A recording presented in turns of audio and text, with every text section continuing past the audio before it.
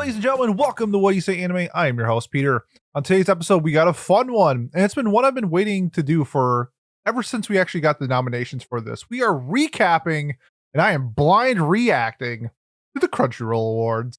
The winners came out, and I have been cut off from social media and Discord for 2 days in order not to be spoiled. So in my stead, we got Miles, who will be curating today's episode. Miles, why don't you tell the people what we got in store for today's episode? Yes. So one, I think this is a fun little switch from our like end of the year, what do you say anime things where you know the answers and I'm, and Pat and Cosette are guessing. But here we get to see your reactions. Two, this is a little fun for me because some of the shows you were salty about getting so many noms, I am, I guess oddly enough, a huge stand for. So it doesn't really fit my normal profile, but alas. So a few things first. We won't be going over the foreign language categories because other than English, because we didn't watch any of those dubs and therefore cannot judge them properly. But I did want to give the winners a shout out, just in case anyone was watching this and knew them or whatever, and not to exclude them entirely. And then I'm going to do this, and then let's get into how we're going to present this and a little game or two that I've added, because I love games. We all love games. But for best, and I'm going to butcher these names, and I apologize if I do, but I don't know how to pronounce Hindi names, for example. For best Hindi, no, I don't. Oh, okay. Hindi voice actor, we have Lohit Sharma in the role of Satoru Gojo for JJK. For the best Latin Spanish, we have Miguel Angel Leal for Eren Yeager for Attack on Titan. The best Italian VA, we have Ilaria Pelicon for Kyomoto from Look Back. The best German VA, we have Daniel Schloss as Luffy from from One Piece. I'm just like reading. I'm in like read foreign word things, so I just caught myself. For best French VA, we have Adrien Antone as Kafka Hibino from Kaiju number 8. And best Castilian Spanish VA, we have Masumi Musuda as Sung Jin Woo from Solo Leveling. Okay, so Pete and audience, the way that this is going to work is I will show you, who's on the screen as nominations for the categories. If it is highlighted in a blue square, that is a show that I voted for. If it is in a red square, that is a show Pete voted for. And if it's purple, that means we both voted for it. Some of these categories you could bet on. Oh, that's right. You could bet money. So I went and looked that up, and I just took whatever the favorite was, at the morning of the day of the awards. And that only really changed one category, like my arbitrary cutoff, because, and I'll talk about that when I get there. But if you see that, it has a little dollar sign in the corner. And Pete, I know you're a gambling man. So I thought highlighting that aspect would be kind of fun as well. I've also created 3 over-unders for you for the 2 shows that you were salty that got so many noms. Yep. And then for Frieren, which is one of your favorite shows. It is. So, yes. And I will just say real quick for anyone out there that's listening, if you want to see our visual content, it's on Spotify and YouTube. So if you are listening to us on another platform outside those and you want to see visual content, swing over to those 2. We have visual content there. Yes. And I will be doing my best to highlight the things that aren't said, like that I have visual cues for. If you're listening, if you're an audio only person. But if I forget, I apologize, but know that there is a video if you really care for whatever reason what Pete or I voted for. Okay, so let's get your over-unders in really quick. So I have these 3 set. I just sort of did it vibesy. Frieren, I have at 6.5 awards. Okay. I have Kaiju number 8 at 2.5 and Solo Leveling at 5.5. Would you like to let me know if you want to go over or under these? Yeah, so it's with Frieren and the other 2, one is based off of my personal opinion and what I actually think should win, and then what I actually think will win. So I think Frieren should go, but knowing the Crunchyroll Awards, I'm gonna go under 6.5 wins. Okay. For kaiju number 8, I'll go over 2.5. And for Okay. solo leveling, I'll go over 5.5. Okay. I have your answers down, and we'll see at the end how you did. All right, right on. I hope I'm wrong, but I Well, think you have 3 chances to be wrong. okay. Let's cross our So maybe fingers. you'll be both. All right. Now, let's get to our first category. Hell yeah. We have best voice artist performance, and this is the English dub. So we have 6 noms here. We have AJ Beckles as Okarun and Dandadan, Alex Lee as Jung Jinwoo from Solo Leveling. We have Jesse James Grell as Armin from Attack on Titan, Mallory Rodak as Freerin from Freerin, Sarah Nadochini as Alia from Alia, and Songwon Cho as Shinchi from Dungeon Meshi. Shout out to Prezi. You voted for Songwon Cho as Shinchi, and I voted for Alex Lee as Sung Jin Woo. Yep.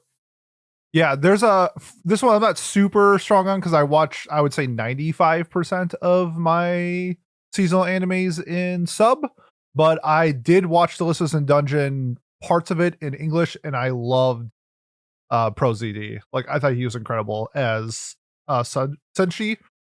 So that was my pick. I'm a big fan of like Alex Lee in general. So if he won, I'd be cool with that. This is one of those categories where like I don't really have like a strong opinion on, just because I don't feel versed well enough to have like a strong opinion. I just like those two. So I picked Pro ZD. Alex Lee would be cool. I feel like he probably will win because it's solo leveling, but you'll have to let me know. Yeah, I guess what I would say is that if I were to, there was no betting market for this one, but if there was, I would say the 2 that you highlighted would probably be favorites just because of their strong social media presence. Yes. Pro ZD does talk about his VA performances and stuff sometimes, but Alex Lee sort of has a really good like rapport with fans, and he like loves being Sung Jin Woo, right? yeah. Like he does a ton of shorts and everything just about that, and I think that along with the popularity of Solo Leveling would probably give him an advantage. Like I'm all about it, right? Like I voted for him. I just like seeing him say erect or whatever, like wakey wakey instead of arise, like which isn't this season, but you're watching those shorts while you're voting for this, right? Yep. So that's gonna affect your perception of it. But we'll drum roll. We'll get to the winner, and that is Alex Lee as Sung Jin Woo from Solo Leveling. I'm cool with that. Yeah, I think most people are going to be okay with this. Even the people who are anti Solo Leveling getting as many nominations as it did would be fine with this one. But that brings us to our next category. Best voice artist performance in Japanese is our next category. We have Aoi Yuki as Mao Mao from Apothecary Diaries, and both me and you voted for her. We have Atsumi Tanizaki as Freerin from Freerin. We have Kenichi Suzumura as Bravern from Bravern, noticing a naming convention for a lot of these shows. We have Shion Wakayama as Momo from Dan to Dan. We have Sayaka Simbongi as Marcel from Delicious in Dungeon. And we have Natsuki Hanae as Okarun from Dan to Dan. What are your thoughts on this selection here, Pete? Yeah, it sucks that Crunchyroll hates Billy Billy for some reason. They never include their shows. For me, I think that Sayori Hayami from Gigi Harem, who did Rin, should have been in this category. She was my winner for best Japanese voice actress. I thought nobody was even close to her, in my opinion, this year. So picking somebody from these 6, I went with Mao Mao. I think Freerin was a close second. I did really enjoy her voice actress, but I think Aoi Yuki does just a phenomenal job as Mao Mao. I think she really hones into that character and adds an element to what makes Apothecary Diaries what it is. So that's why I picked her. But I would have loved to see Sayori Hayami in this category, even if it was for a character that wasn't Rin, just because I thought she did such a great job, because she had technically she could have been in this with Code White with Yor, or Demon Slayer with Shinobu. I think Shinobu's in this season. I don't know. I don't know either. I'm the wrong person to ask about Demon Slayer. Um, but what I will say is they do include Billy shows, but I think like almost anything, your show has to be like pretty dang popular Very to get. popular, yeah. Yeah, so like Billy helps produce Fire Force, for example, right? And Fire Force has been nominated and won 4 awards, and there's a couple other shows I can't remember. I agree with your assessment, though. I think that Ren's voice actress did an amazing job. You have so many different characters that you're playing, and being able to go in and out of that is very good. I also agree with your assessment of Mao Mao. By Aoyuki. I think Mao Mao's voice actress is great. She has a lot of little modes as well. She has like Sirius and Gremlin and all of Yeah. these different things, and she does a good job getting that across. And she even has like an internal dialogue which sounds slightly different than when she's speaking. I would like to shout out Kenichi Suzumura for Bravern, who I think does a good job of bringing the energy in a way that is necessary to play a character like Bravern. So those are the two that I would highlight from here. And drumroll again, we get to the winner of this category, who is in fact Aoyuki as Mao Mao from Apothecary Diaries. Good pick. So yeah, I think it's a good pick. I'm excited. Anytime Mao Mao gets any recognition, I'm going to be excited. So I'm pretty happy about that. Okay, so we're off to a decent start. I have no idea who's going to be the winners, but based off people's reaction, they were pretty disappointed, which happens every year. But so far, I'm happy with these 2 picks. Yeah, I am, so we'll probably differ on some. There is like, for me, I think only like 1 or 2 that I was like, I don't even see the angle in which you're coming Gotcha. from. You know what I mean? Yeah. There are some that maybe I disagree, but I get it. But there were a couple where I was like, I don't get it. I don't even understand who is pleased by this decision. Okay, that'll be interesting to get to. Yeah. So for our next category, we have Best ED. So we have, oh my God, I'm going to have to pronounce. You can just say the names of the shows. Sure. You say some of them might have from this show. Yeah, but I can't because like things have more than one ED if they're too core. Okay. You can so say ED1 we have or ED2. Yeah, I don't know what those are. We have from Ranma 1/2, we have Antanate by Rirura. I can do this one. From Oshinoko Season 2, we have Burning by Hitsujibun Gaku. From The Elusive Samurai, we have Kamakura Style by Bochi Boromaru. This one's the easiest for me. From Kaiju number 8, we have Nobody by One Republic. Oh, yeah.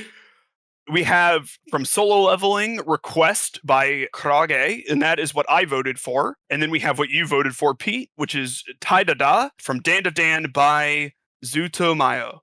What are your thoughts here? Yeah, we had in terms of our anime awards versus Crunchyroll, I think we had 2 of the 6 lineup. So I had to go back and listen to the other 4 songs that I didn't really like listen to that much to get a better understanding of this category. I don't like their picks at all. Some of the ones like the Ranma one, I think that song is fine, but I think that's one of those shows where they want to get like Ranma involved because it's like the big remake of the year. And I thought like the song was just like okay. I'm kind of low on Burning from Oshinoko, but I think that's also just comparing it to Mephisto is like night and day. Oshiko Season 2 OP and ED had like a lot to live up to. And Yeah. I like them both, but I just also think that it's impossible to not to view them in a vacuum like that. No, for sure. And I also just thought Burning was just like an okay song. Like I really didn't have anything like awesome to say about it. I picked Taidada from Dadadan. I think the song is fun. I think it's the best of the 6. I don't think it's I'm not as high as it as other people are, but like I don't know. The EDs can get confusing sometimes based off of what people like look for. I try to get a mix of like EDs that had like popping visually along with also being a slammer. I think some of the Crunchyroll songs are just to include it. So I'm just one with Don to Don. I'm like pretty indifferent on this one. The OP I have more words to say, but ED I thought it was just like I didn't really like their picks, but I also don't care enough. No, I got you. I think EDs, and let me see if you agree, this more than OPs are vibe based. where something like I like Request from Solo Leveling because it's like this sort of slower song, but it has some like depth and punch to it. And it's like thematic, but it like usually in a show like Solo Leveling end with like these like hype moments or like some sort of plot twist or big thing happening or whatever, where like the bad guy will stand up and like, oh, here's the next threat or whatever, and then it sort of like goes down. And I think that like falling action was like pretty good for me. I try to take things sort of in context of the show more so than like what is my favorite song from For sure. this bunch or whatever. Though we will now get to the winner, which was in fact Request by Krage from Solo Leveling. Interesting. Okay. Yeah. I guess That based was off of what they have listed. As we discussed, I don't think either of our favorite EDs of the year were on this. So no. Yeah. But we get a list of 6, and I'm happy with this choice. It was my favorite of the 6. So yeah, I mean, I'm pretty just like whatever. The OP, I'm gonna have way more words to say. Let's get these words going. Let's go. Our next category is Best Opening Sequence, where we have Abyss by Youngblood for Kaiju number 8. That should not be there. I just gotta say that. That song is not good. I don't remember it. It's we have Will you please save my life? Will someone yeah. It doesn't sound like an anime OP. It just sounds like a pop punk song. I mean, yeah, I'll let you finish and I'll get my words. I wouldn't put it on the list either. Yeah. But now I do remember it. We have Bling Bang Bang Born by Creepy Nuts from Mashal season 2. We have Fatal by Gem. I don't know how to pronounce that. Jimin? Gemn. I just don't know how you're supposed to do it. So my apologies to them. From Okunoko season 2. We have Level from Solo Leveling by, here's the name of the band. Sawabi Hiroyuki, open brackets, NZK, close brackets, Tomorrow Together. Yep. Which I didn't vote for that, but if I had, I would somehow take it away because I had to type it and it was hard. Okay. We have Otonoke by Creepy Nuts again for Dan to Dan. And then Oos by Hiroshi Hidadani, One Piece. Yep. Let's hear your words. Okay. We both voted for Otonoke. Yeah, and I think out of these 6, it 100% deserves. I think it's the best song. I can see Bling Blang Bang Born just because it was so popular being the winner. So like out of popularity, I get that. Missing Girls Band Cry on this was a huge blunder. Like in terms of maybe not my taste, but just like the overall sphere of anime, I think it was the best OP of 2024. I just thought what that OP did to showcase what the show was doing and like about to do in that OP was next level. So the fact that they missed that, I thought was huge. Level from Solo Leveling. That song is not good either. That is it reminds me of like a generic Shield Hero OP. Like it reminds me of I think Mad Kid does the OPs for Shield Hero. Like I love both Shield Heroes. It's fun. Like it matches the tone of the show. It's not top 6 of the year. Like it's not. Like you're telling me that song is better than like one of the ones that we did that left off. The Go-Go Loser Ranger preview of me. The Dangers in My Heart, Bokuwa. Just with that one was like the dance scene in the OP was so fun that like that's why we included it, where like it matches with the OP. For me, the OP should set the tone for what's previewing of what the show is and what's to come. And when you don't do that in OPs, I don't enjoy them as much, even if the song is like an Omega banger. Which why like I think Idol is just like insane. Like what that OP presents to what the show is like perfect. So yeah, it's very good. So which is why I loved the Girls Band Cry Wrong World OP, and it was missing. So with like the quirkiness and fun that goes into that OP and the show, that's why I went with Otonoke from Dandadan. Yeah, similar thoughts here. So Wrong World was my favorite OP of the year. Yep. It was my most played song of the year. Spittin'. Yeah, I'm a big fan of it. I agree it should be on here. I also, as someone who loves Girls Van Cry, am happy that we got invited to any of the party. It's, you know, that's it would be great if it was on here, but I'm also just excited that it got a nomination anywhere. Period. Um, Yeah. yeah, because they don't always do things like that. As some foreshadowing, Bling Bang Bang Born is the odds-on favorite for anime song of the year. So Understandable. yeah, I think that one definitely belongs on here. I like Fatal for ONK. Like, I'm not upset about that. I don't know anything about the One Piece song. I think the only one that I'm like generally like, why is this even here? And this will happen with a lot of categories. I'm sorry, Kaiju number 8. I enjoy your Yeah. show. Is the Kaiju number 8 one? I don't think it's the best 5 out of that, but it's not like a 5 that I could see is what the hell. Anyways, that being said, I realized we haven't been doing this. What do you think's gonna win? I think Bling Bang Bang Born is going to win. Okay, well, almost correct because the winner is I'll Otonoke by take it. Creepy Nuts. Yeah. I went with the Um, more popular Creepy Nut song versus the Creepy Nut song I like the best. yeah, no, and that's you got to do that, right? Yeah. You gotta go for it. So next we have best score. Okay. Um, Okay. Now we're gonna get into some things where I'm gonna have very strong opinions if different shows win. oh yeah, I bet. But let me talk about our nominees first. And if there is not a dedicated composer that is credited, I will just say the name of the studio. Sure. But for Bleach, the Thousand Year Blood War, we have Shiro Sagusu.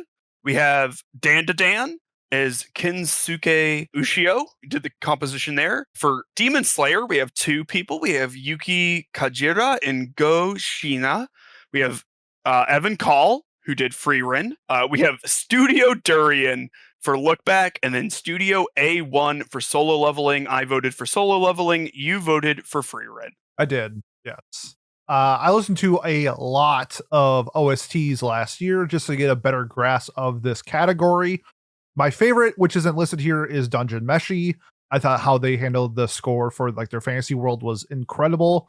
But my number 2 is on this list, and that was Free Ren. I believe that's what I chose to win. Or at least that's why I picked to win. That is what you voted for. Okay. Yes. I don't don't know if that's picking to win or not. Yeah, so you did I vote guess for it. that's why I selected to win. For what I think will win, it was probably Demon Slayer. Like Demon Slayer always wins. I listened to some of the soundtrack for the training arc. I didn't think it was that good. Something like Dan to Dan's OST, I think it has like 2 really good standout songs. Outside of that, I thought the soundtrack was like okay. Yeah, to me, I thought Evan Call and Freeran was just the second best score from last year. So that's what I hope wins, but I think Demon Slayer's winning. Okay. Yeah. I'll give my show a shout out really quickly. As the resident solo leveling stan of Yes, you the are. podcast. So bizarre. Not sure how we got here, but we did. To me, a lot of the scenes had a high impact, and I think they did a very good job with the score on those. I definitely did not dive as deeply as Pete did. My thing for score is usually like, do I notice the score while I'm watching it? Exactly. Am I like, this is hype? I like that it's doing this. And I definitely had that for solo leveling and free run out of these, but I decided to go with solo leveling because I guess it's my first time consuming it, and so these scenes are more implanted with the score in my head is probably what I would say. But I don't know, it just resonated with me a little bit longer, and I think I also like up tempo things a bit more for music. And solo leveling is all gas no breaks. Yep. And free run has a lot of breaks, and that's great and amazing. But regardless, yeah. And so the winner of best score is solo leveling. Okay. Yeah. I mean, like, it's better than. I mean, I picked Demon Slayer winning just because it's Demon Slayer. Okay. I'm just glad it didn't win. Solo leveling in this case probably would have been like my 3rd choice, I think, from this list. Okay. So I'm all right with it. I'll take it. I was a bit surprised just because of like Evan Call and other shows like exist, but I'm gonna keep it like with most people when it comes to score, they'll listen to the OP and the ED, which by the way are not included in the score, and base it off of that. So sometimes they're included. Sometimes, but I would say most of the time they're not. Like most of the time, Evan Cole is not doing the OP. Like correct. Yeah. So I try to base it around the songs that are included in the score. I'll just put it that way. And yeah, I didn't listen to Soul Leveling, but like you said, if you notice it in the show, it normally means it's at least like, I mean, as long as that like the air horn noises or something like that. If you notice, it's either good or bad, right? It's usually one extreme. It's either the worst score or the best. So, I'm okay with this. Okay. My favorite score from last year was Witch from Mercury, which was not nominated, but I am wearing my Witch from Mercury shirt. That's what's up. Next is Best Anime Song. Okay, bud. I remember having issues with this because they included like 4 songs from like OP and ED, and just like this should be the time where you showcase the other songs, but they didn't do that. So let's hear it. Yeah, so they actually just include. So all of these, 5 of these are from OP and ED. 4 of them are from OP, and the 5th one that wasn't included is an OP that for whatever reason was not included in Best OP. Anyways, the one that I'm sure we both agree is a little outlier here is Abyss Youngblood Kaiju number 8. Should not be included on this song at all. We have Bling Bang Bang Born by Creepy Nuts for Mashal, and this is the betting favorite. Okay. This was the favorite on the internet if you wanted to make bets on the anime awards by Crunchyroll. We have Fatal by Gem, ONK Season 2. We have Level by the same group. Yeah, I'm not that one group with the leveling. Yeah. We have Otonoke, Creepy Nuts, Dan to Dan, and then we have The Brave by Yasabi for Freerin, which is OP number 1, I believe. Yes, it is. And we both voted for that. What are your thoughts, Pete? Yeah, I think maybe we voted for it because it was like the outlier to the other ones. Bling Blang Bang Born, I think, makes sense for winning this. That's what I think is going to win. I still think with the list, the Freerin OP1 should win. Though I wish we could have gotten. This is where I wish we could have gotten like Zoltrak from Freerin. Bye Bye Earth had a banger. My Hero Academia had a banger insert song. There's a couple like insert songs from shows. Wistoria, I think it was like episode 10 or 11, the fight scene. That was my favorite part of the fight scene was the song. Like this is where I wish they really should have incorporated some insert songs or some songs outside of that. Really would have loved to see some representation, but I'm just gonna go with the Freerin one. I think that was my pick, but I think Bling Bang Bang Born wins. There we go. We'll get to the winner here. And I agree with your assessment there just really quickly. I don't even necessarily know if it should only be that, like, but just recycling the same things. It's lazy. Yeah, I guess I would rather have like a best, I don't know how to do. Just like make sure that these insert songs and stuff can have their time to shine. Maybe one of them shows up in like this like best of what we just did for music, but currently it feels like a bit redundant. This is just 5 OPs. Yeah. Right. It's a lazy category. In one ED. Yeah. Well, I think it's a lazy nomination. It's a good category. Yeah. It's lazy nominations. Yeah. And the winner is Otonoke by Creepy Nuts. So it won OP and best song? Yep. Sure. I think that's kind of lame and boring. It's not the best song from the year. I would even say it's not even the best song from Don. I think the chase scene song is the best like overall song from Dan. I think that song elevated the chase scene a ton. I wish we could have gotten that song in this. I just don't think there's a world where we get like a score song on this. No, I agree, but I think, but like, if you are going to do best song and include OP and EDs, they should be excluded from this category. This could be, and if you don't want it to be like how many people listen to soundtracks? Like 1% of anime listeners. Have this be like a category on the side where it's at least like recognized by the industry, and you don't have to have it on your main show, because I do think it's an important category. I just think these nominations are lazy. Yeah, I agree. I mean, I liked them last year because I let Idol win something, because Idol didn't win Best OP, Which is insane. because they're smoking crack. Smoking big crack, yeah. But that made me think that the whole point of this was to have like two different things. You know what I mean? Yeah. Like, but they didn't do that in this case. And they like could have just done the other Creepy Nut song. So I'm not exactly sure exactly. I mean, there's like a panel and stuff, right? So it's just how it gets voted. And like a third of it is fan vote. So I would also say, just from like a viewer standpoint and like entertainment, like if you're watching this live and you see this winner, like I would probably want to turn it off. Like, I think it's not only is it bad for like the awards itself, I think it's boring content to like have this repeating winner for a very similar category.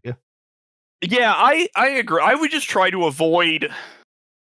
I think what the intent is you have best OP, best ED, and it's like, out of this group of songs, which one's the best? Yeah. But I don't know. You don't need to do that. Yeah.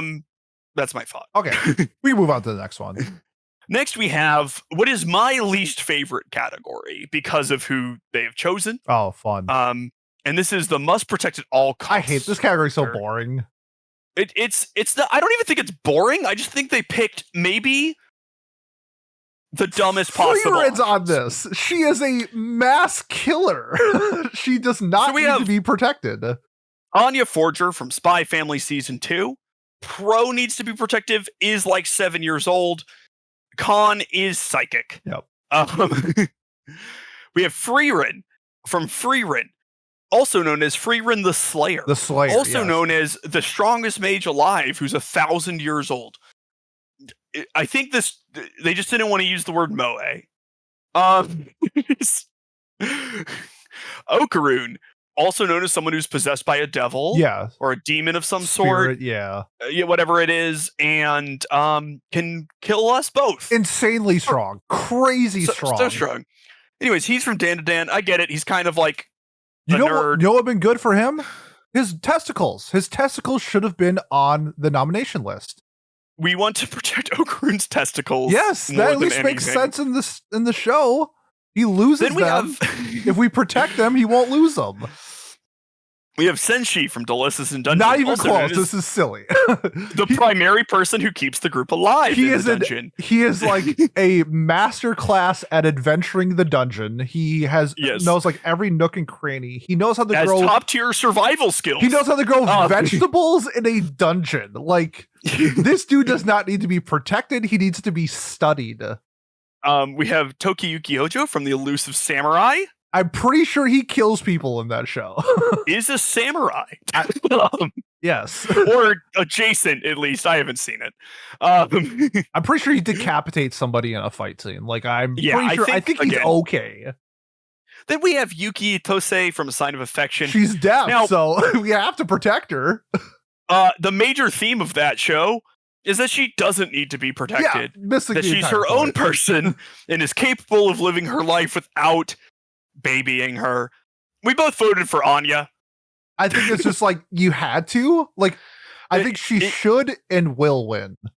I can see there's a world where you vote for Yuki if you like just sort of didn't think very hard and was like, everyone else here is like a warrior of some sort and she's just a college student, and you weren't like thinking about what the message of the show was when you clicked your buttons. And I think Anya won last year, so that's kind of why I did that. Okay. Just to back to back winners. It makes sense. Back to back. Well, Anya won. We have Anya as the winner. Back to back. Yo, someone called Drake. We're going back to back. Yep. Sure. He has a diss track. It's not necessarily a category that I inherently hate, and I get the vibe of the character they were going for. It's like people who are like kind of cuddly in some way. Mm-hmm. Or what, I don't know exactly how to word it, but there is like a vibe that ties those characters together. Like even Freeren the Slayer like gets stuck in the mimics and stuff, right? Like there's stuff there. They could have, I don't know. There's something that they needed to to word out better, but don't hire me because I don't know. This category just seems like, hey, we have 26 categories, and then Crunchyroll corporate's like, we need 27.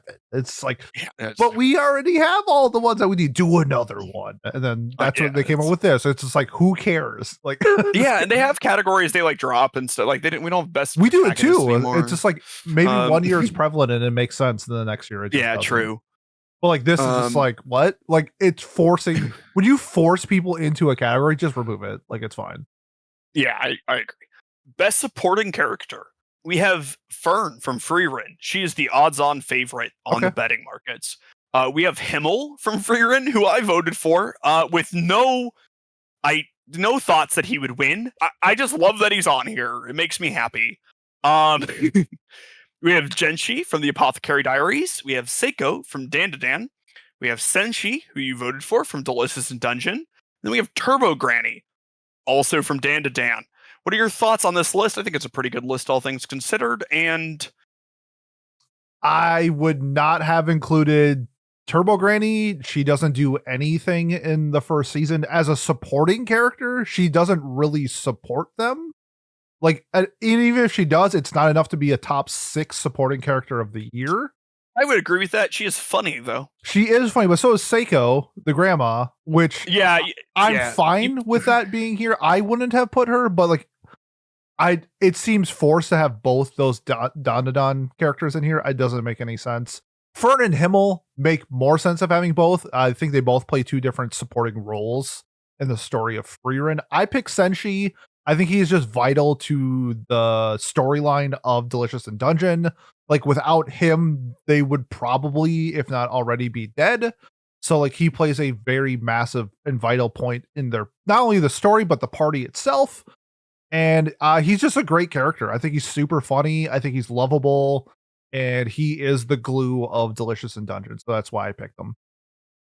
I picked Himmel because one, I think there's like an argument to be made that Fern is just sort of the main character of the series, at least at this point. Like, or at least a main character. I mean, a main character. There's like a lot that she does. It's all like her growth, and so I don't know. She does things. She's taken the mage exam. It's for her to take, more so than Frieren. We already know what Frieren can do.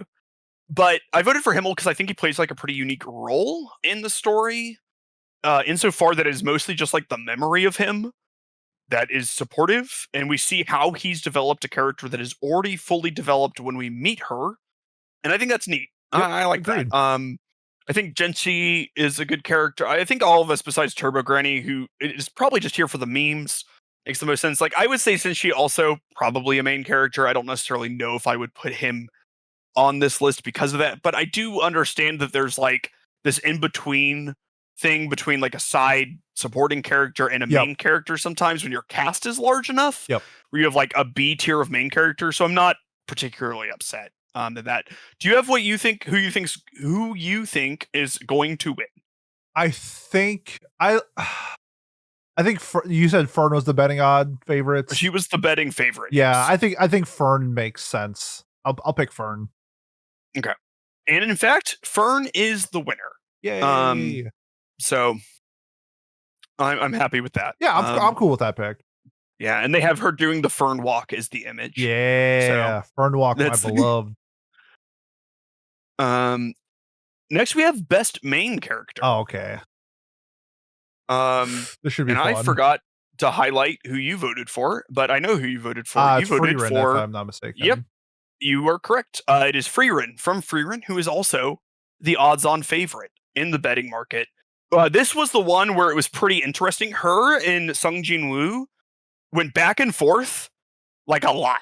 So most of them were pretty static, but Frieren and Sung Jin Woo changed who the favorite was almost daily, and like just because of the time that I cut it off, Frieren won because I did it on the first one of the morning of, but like later that day Sung Jin Woo was, and on earlier, like on the previous day, like the last one, he was it, and then Frieren takes it back going in. So they were really close. Okay. For the betting favorite, which was interesting because mostly there was just a major favorite, and it would only collapse if like something got leaked or whatever. You would just see it go like bam. It wasn't like a lot of back and forth. So what were the other nominations? Yeah, there were other people who were nominated, including who I voted for. Not Kafka from Kaiju number 8, but he was nominated. Momo from Dan to Dan, Okarun from Dan to Dan, Mao Mao from Apothecary Diaries. That's who I voted for. And then Sung Jin Woo from Solo Leveling. Well, so you're saying Sung Jin Woo was the betting favorite with Frieren? So it basically, from the cutoff, it was Frieren, but okay, it was more or less a co-one, depending on the time you looked at it, gotcha. between Sung Jin Woo and Frieren. That's crazy, considering that we're in these awards, it's only season 1 of Solo Leveling, and Sung Jin Woo doesn't really, I feel like he matures a lot more in the second season to like actually have a developed character. I think maybe at the end of season 1 where he becomes a necromancer, I was like, oh my god, he's so cool. I wouldn't even put him even remotely close to someone like Mao Mao or Frieren or anybody else in this category. I feel like Ultraroon and Momo both seem like very, I mean, it's a popular show, but I would not have included them at all. I think Sung Jin Woo out of these 6 would be my third choice. Like, I'm not gonna lie. Out of these 6, let's see. I liked Momo better than Sung Jin Woo. I like Sung Jin Woo more than Okarun. Who was the other one that we're missing? Oh, and Kafka. Kafka would be dead last.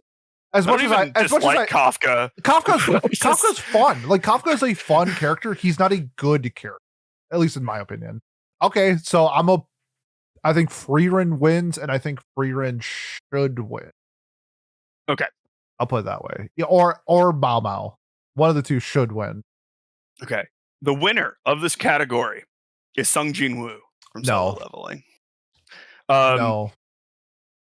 If you want to know my thoughts on this, you can come into our Discord and you can find my dissertation on why Sung Jin Woo and Frieren are very similar characters.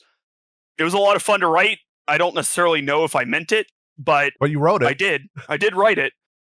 This is crazy. He should not even be in the top 6. Like, my thought here is that when this is getting made and voted for, etc., season 2 is airing. Yep. And people love season 2, and that's just a thing that has always affected awards like this. Do you know what else was airing that was season 2 during voting? Apothecary Diaries and Frieren. Oh yes. Oh no, Frieren was voting. No, yeah. Well, I think Mao Mao should win this. I also think that, you know, I have a lot of friends who like voted for the Crunchyroll awards, but aren't huge anime fans. Yep. And they were choosing between Sung Jin Woo and Frieren, and they have not watched Apothecary Diaries. Gotcha. I just want to say, I know that this is like subjective and it's like opinion and stuff. That's wrong. That your friends are incorrect. As well, they haven't watched the show with the clearly the best character. They're still wrong. Like, they're wrong because they haven't watched Apothecary Diaries yet. And I'm getting them too slowly. Okay, what a good friend. It's hard to push things on people that don't have action, you know?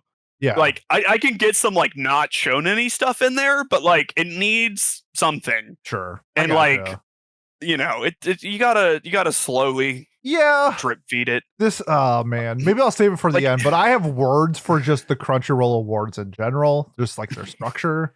So this will just add to that.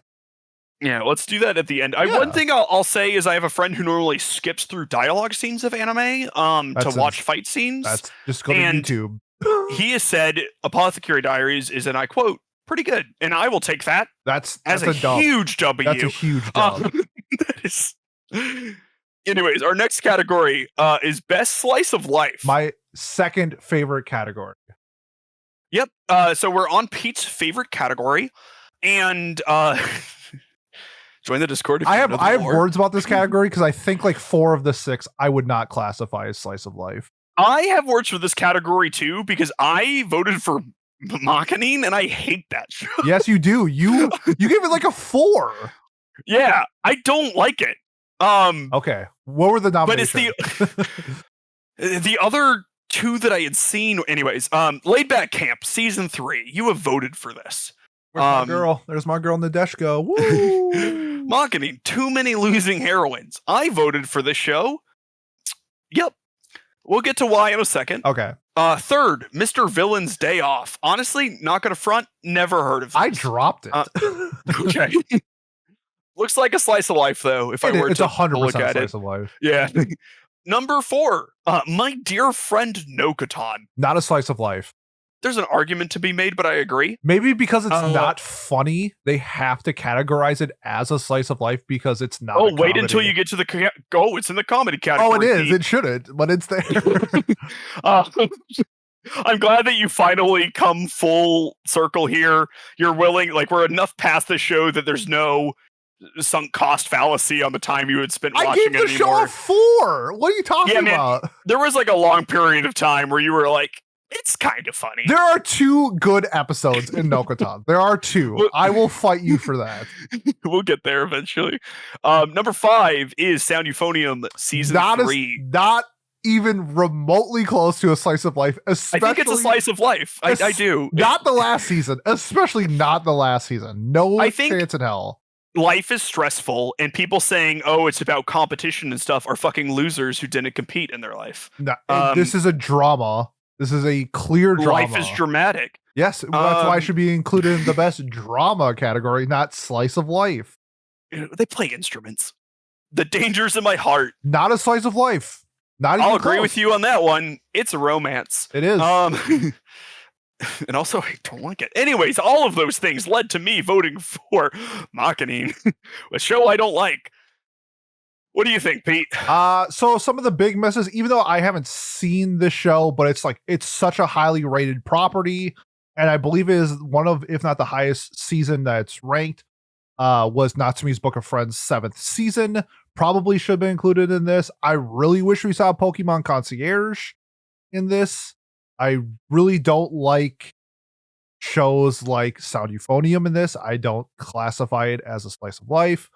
Too many losing heroines. I think that's adjacent enough where I'm fine with it. But some big misses. I think Pokemon Concierge and Natsumi's Book of Friends should have 100% get here. I get like not including shows like Mushroom Pup. Like I get that I'm the only one who really likes that show that much.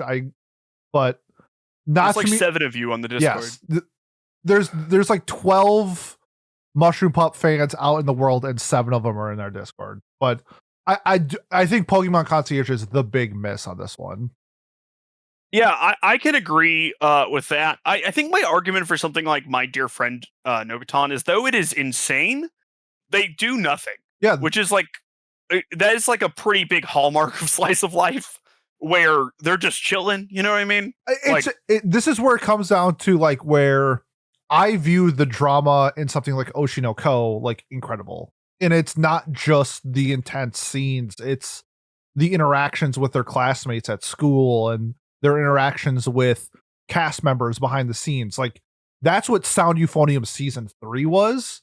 That's fine. Yeah. I get that. It was just like defending My Dear Friend. No, for sure. But it's it's like those shows where it's like, okay, maybe season 1 where they're learning, the freaking euphonium, and that can be, I think that's a little bit more in the slice of life category. Season 3, they're competing for nationals, is the most stressful competition of their entire life. And like, so it's like, if you are going to put Sound Euphonium in slice of life, then you better include Blue Box, you better include Haikyuu, you better include anything with a competition should be slice of life then. I think sports anime are more or less just slice of life anime most of the time. That's my take. I'm the exact opposite. I consider them like action, because I remember the first or second year I did our awards, the best fight category had a Haikyuu match. And so like I do remember that. So I like that. I think it's more in like the drama action side than like slice of life. Just because they're not throwing punches doesn't mean they're not like fighting or battling. Yeah, I agree, but like I guess to me such a big portion of like high school life, which is what so many of these things focus on, is athletic competition. And like, so to me it's just like, okay, what is the difference between a photography club and volleyball club? You know what I mean? Conflict. You can enter a photography competition. You could, but do they? Yeah, the girl in Mono did. She won for taking pictures of her senpai taking pictures. I see you've been watching Mono. All right. I have. Which is something that I think we both would agree is slice of life. 100%. Mal doesn't classify it as slice of life. And it's by the person who made freaking Laid Back Camp. Oh, okay. So going back to the whatever. Laid Back Camp is, for me, my favorite slice of life ever. I don't think season 3 is winning the award, even though I would have picked it out of these 6. I don't think it was the best. What do you think is of these 6? I'm going to go Too Many Losing Heroines. Okay. Good guess, man. Thanks, the winner is Too Many Losing Heroines. I'm okay with that. I'm not. I'm okay with that. I hate this show. I explained the situation with like the shy girl to my friends today, where he just like does a soft coup of the club. Yeah, you hate and that like show. Yeah, because the guy is awful. He's an awful human. He's just a monster. But he comes off like so shucksy. If you want to hear our thoughts on Too Many Losing Heroines, go check out the summer 2024 review. Me and Miles are both on that episode. If you like it, you'll like my take. If you hate it, you'll love Miles' take. Yep. And reverse that for Alia. Yep. That show was straight buns. Show was like Makane, but surprisingly enough, the main character was less of a psychopath. That's true. He was. I will agree with that. Our next category, best drama. So for best drama, we had A Sign of Affection, Dead Demons Destruction, Frieren, Oshinoko Season 2, Pluto, and The Apothecary Diaries. I remember when this came out and this was like one of the categories, I was like, damn, they got like 5 of 6 right. Like I like what they chose for this. I would have rather had Sound Euphonium in this in drama instead of Slice of Life, but I did really enjoy their picks for best drama. I think it makes sense. Shout out to them actually including Pluto. Like I just assumed that they were going to forget that show. I think I picked Oshinoko to win. I think it should win. I think season 2, the Tokyo Blade arc was incredible. It was the best directing of 2024, in my opinion. I thought they just killed it this year. So my pick and what should win and what I picked is Oshinoko. Okay. I picked The Apothecary Diaries as one of my favorite shows of all time. As actually several of these nominations are. There's a world where I vote for Dead Demons, but unfortunately, Apothecary Diaries exists. Yep. And then I would do probably, I guess for drama, ONK and then Frieren, but it's a pretty stacked list here. Yep. I like this one. I like A Sign of Affection. I don't necessarily think it's punching at its weight in this. I don't think it should be included in drama. I like it, but I don't think it's top 6. There is good drama in it, but Agreed. Yeah, I would think it. Yeah, I just don't think it's a top 6 thing. Like, mostly because it gets resolved pretty quickly, and there's never any like concern about who like Yuki's going to end up with her. You know what I mean? Like, which sort of lowers the stakes there a bit. Yep. I would have really liked to see. I mentioned Sound Euphonium. I really would have liked to see Girls Band Cry here. I also would have really liked to see for representation Yatagarasu, but I am happy they did throw in shows like Pluto, which I think deserve to be in this category and should have been in more categories. Yeah, I was surprised you didn't vote for this, but you did explain it pretty well that you like the drama and ONK. I think Pluto is a better show than Oshinoko. I think Oshinoko does drama better than Pluto.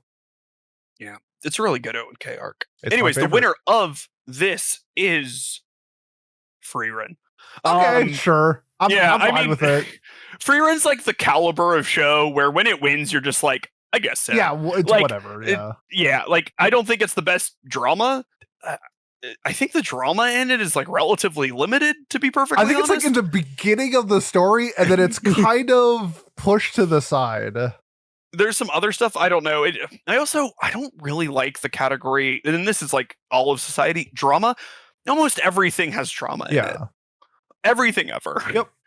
That's why theater is also called drama. Anyways, yeah, I get, for as much as I love Frieren, fantasy style shows I really don't like in best drama, unless it's like I can't think of maybe something like Shinsekai Yori, since that was brought up. Like I think the drama in that like fantasy style show is like incredible, but for the most part I love like the actual human interactions in like a normal world with this category, which is why, like, to me, like, I think normal like, world like Oshinoko. well, Oshinoko for yeah. That's a normal world. Well, I was joking a bit because there is definitely light fantasy elements to Oshinoko. Yeah, but you can't prove people haven't been reincarnated, so boom. What about like the? You know what? It doesn't matter. Yeah, who cares? There's like a raven god, but you know that's okay. I can't prove that there aren't any raven gods. It has fantasy elements, but it's not. Fantasy. Yes, it's very light on them. Yeah, 100%. I do agree with you. I just wanted to be a little fun. That's there. Like calling when like Demon Slayer won like best fantasy in these awards. It's like, yeah, technically it's a fantasy, but like, come on. I would say. I mean, there's demons. Yeah, but demons. Like, would you think of best fantasy? I mean, I don't think about. Do you think Demon Slayer's in the top 10 shows when you think of best fantasy? What I would say, if you ask me what is the top 10 shows that the Crunchyroll Awards would think is top fantasy, I would say Demon Slayer. Okay.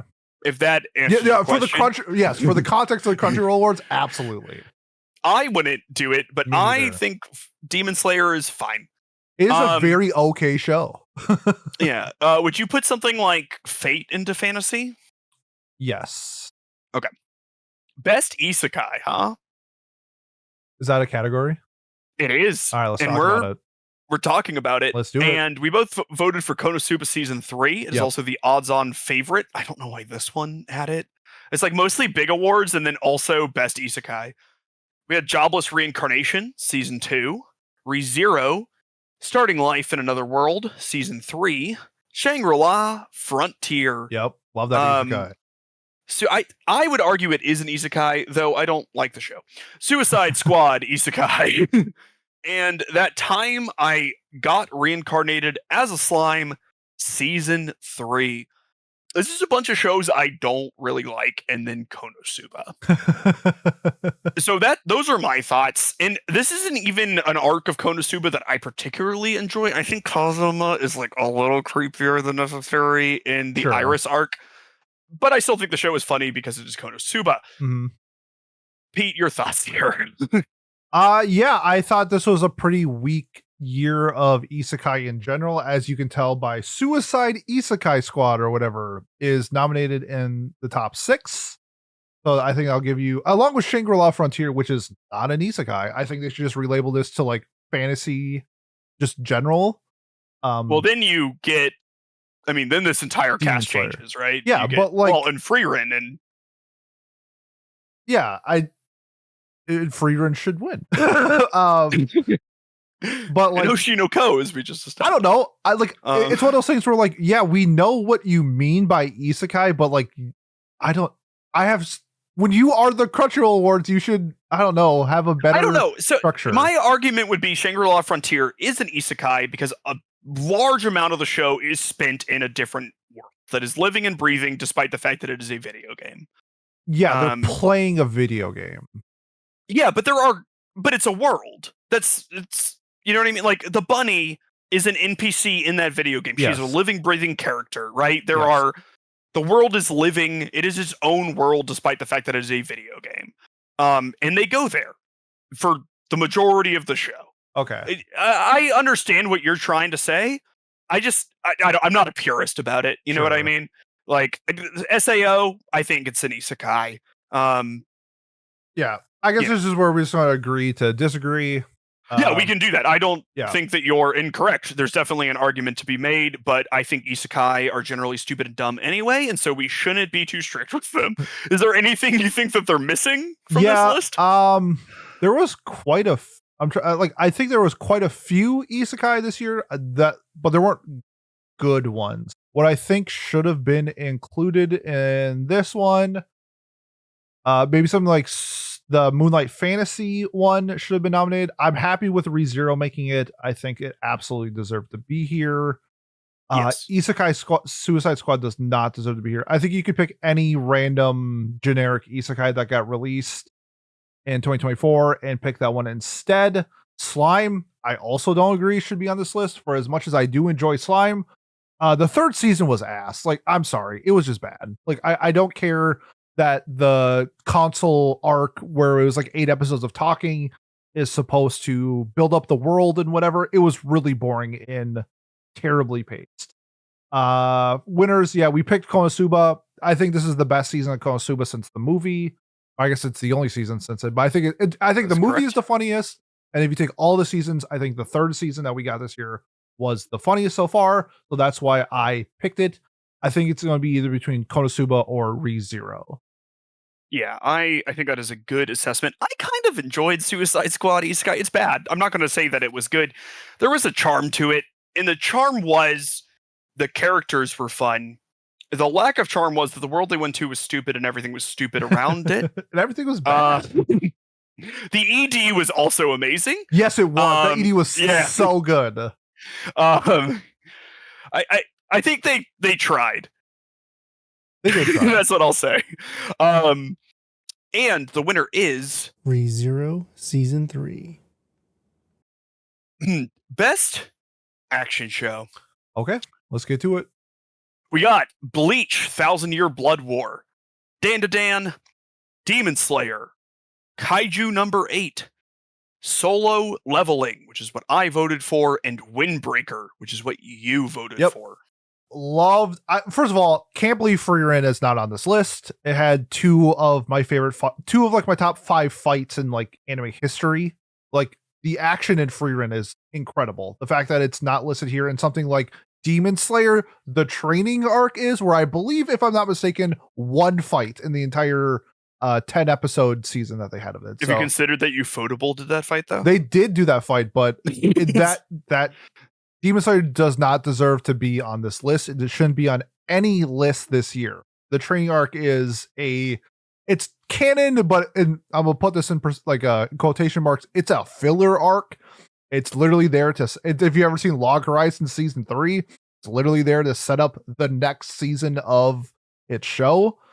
Should not be included. I voted for what I vote for. Windbreaker. I think the choreography in Windbreaker is just next level. I think that's what separates it from other action shows where you see such a detail to the choreography that I haven't really seen in anime. Like the only other anime I've seen this level of choreography to is Link Click.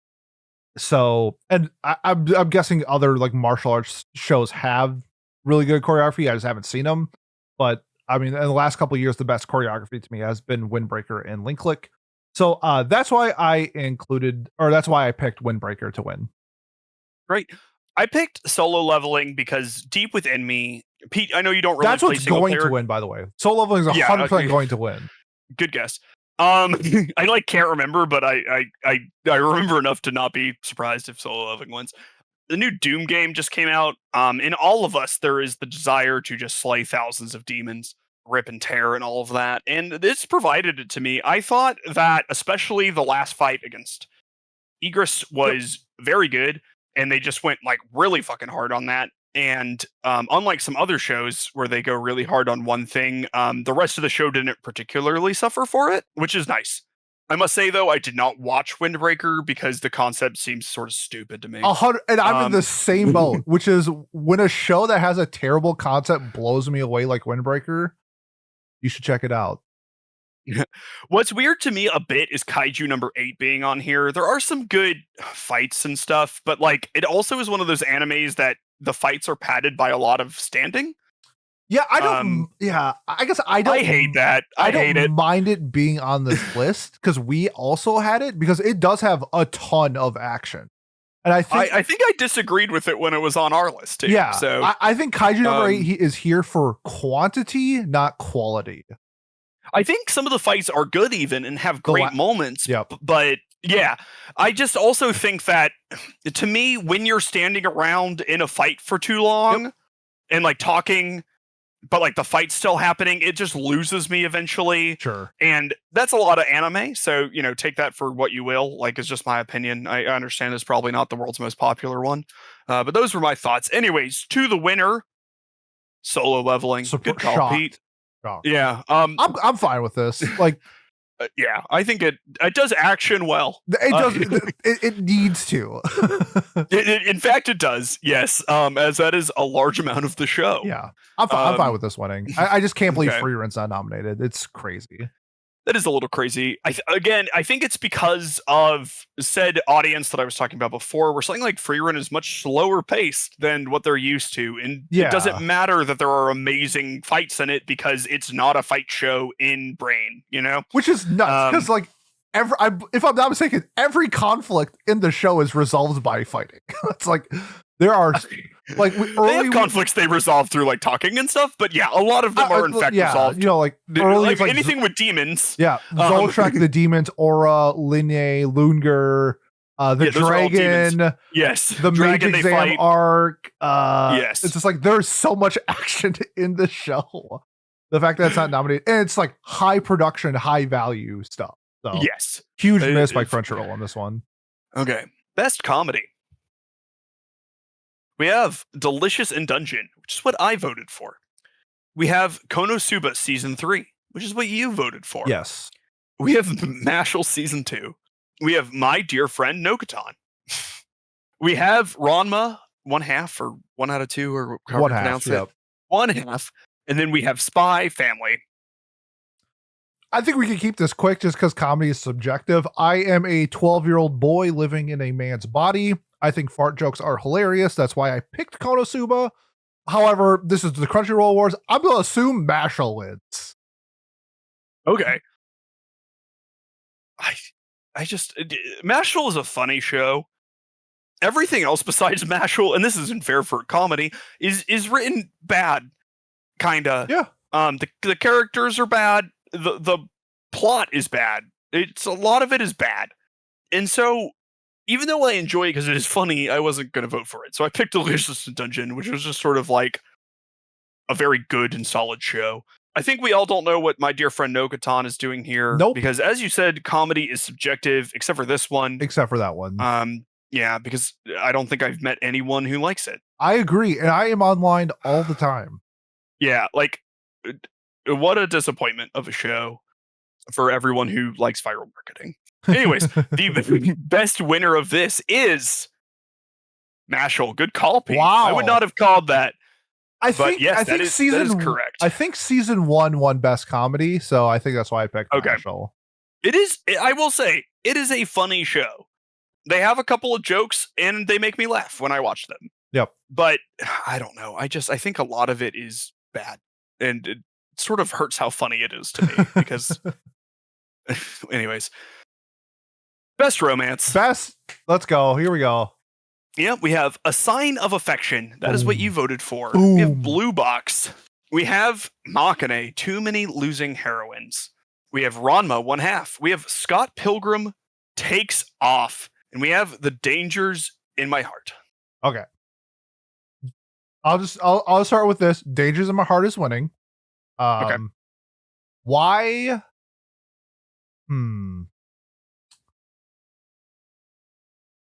This one's tough. Blue Box. If we are supposed to be looking at the run times of when voting, this should only be the first half of Blue Box, which had 1% romance in it. It was all building. The romance of Blue Box comes in the second half, way more than the first half. It should not be on this list. I'm fine with it being on the list next year. Sign of Affection was my pick. I think it is the best romance of that year. Well, personally, it's not my favorite. I think it was my second favorite behind Kimi ni Todoke, which I think should have been nominated. This season was incredible in terms of the romance. But yeah, I mean, for like the popularity award, it's got to be Dangers in My Heart. Like, I don't know, like everyone's going to vote for that. So, I picked Sign of Affection, but Dangers in My Heart is winning. Yeah, there's an argument to be made that Machine isn't really a romance. I'm fine with that winning too, just because that was super popular as well. Yeah, I'm not fine with that winning. I think it fucking sucks. Yeah. When did we bring that up? I voted for Scott Pilgrim Takes Off because I love Scott Pilgrim, and I think this was like a fun sort of remix of that story that sort of examined the faults of the original one and like gave the characters good growth moments. and everything like that, and sort of drove home some messaging that was maybe not clear in the first one, which is good. I do like A Sign of Affection, though. I think that's a good choice as well. I think as far as like a pure romance goes, right, like a show that is very clearly focused on romance first and most, and arguably it's one of only 2 shows on this list that did that. I think it's the best choice. But Pete, the winner of best romance is you can't see my slides, so you won't get this joke, but it's Solo Leveling. I did that as the sister and the brother. Yeah, they had a good romance going on. I do think that scene's very funny. Is Blue Box. What? Yep. Blue Box won. Why? I don't know. Okay. I think this is the first. I think this is the first one where I'm like, this is like 100% incorrect. Like, this is so wrong. The first 12 episodes of you're telling me the best romance of the year were the first 12 episodes of Blue Box. You gotta be out your goddamn mind. That's terrible. It should not even be on this list, let alone win. This is a terrible pick. I love to hear it. I don't know anything about Blue Box other than people have told me it's not great. So I will say the anime is much as me and is it better? Okay. Me and Cosette both read the manga, and when we reviewed the anime, we were both surprised by how much more we enjoyed the anime versus the manga. Okay, I'll check it out then. I think we both both have the manga at like a 6, and I think we both gave the anime an 8. I thoroughly enjoyed the anime more, but the first 12 episodes of Blue Box, it's not even like. It's like one girl, the side loser girl, sort of figuring herself out before anybody else. This should not be on the list. This is a genuine terrible pick. Okay, terrible pick. It's a sports anime in the first 12 episodes. It's not a romance. It's just you're right. It should have been in best slice. Oh, what? They're opposite gender? Oh, it's a romance. It's like, no, that shit's still developing. This is a terrible pick. If you vote for Blue Box, you're wrong. This is a terrible pick. Terrible pick. Okay, I love this. This is great. Terrible pick. We have best background art. Sorry, one more thing. Like I know I'm rating. There are shows that were like, I get where it's like, okay, it's super popular, not my alley. I get why it won. I don't get why this won. I don't get it. It makes no sense. Okay, sorry. Go ahead, Miles. No, I love it. Best, if you want to come back to it at any point, just let me know. We're doing best background art. Okay. We can go quick on this one. Okay. Dan to Dan, Delicious in Dungeon, Demon Slayer, Freerin, Pluto, Apothecary Diaries. You voted Delicious in Dungeon. Yep. I voted Apothecary Diaries. This feels like something that's going to be pretty subjective, to be perfectly 100%. honest. Because all of these shows have, well, I haven't seen Demon Slayer. All of these shows, except for maybe Demon Slayer, have great attention to detail and background sets, and it's all good and consistent and all that. I'm guessing you like the different aesthetics of the layers of the dungeon and how those play into the background. Yeah, how that was played out in Delicious Dungeon, I really enjoyed. Shows I think should have been included in this. Sound Euphonium should have made it. And even with the change in studio, Laid Back Camp Season 3 still had incredible background art. So I would have liked those two included. I would have had Sound Euphonium win this category if it was nominated. But my runner-up would be Delicious Dungeon. As in terms of who else won this, what were the nominees again? I'm just going to pick the most popular. That's either going to be Dan to Dan, Freerun, or Demon Slayer. The other options are Pluto and Apothecary Diaries. I'll say Freerun win.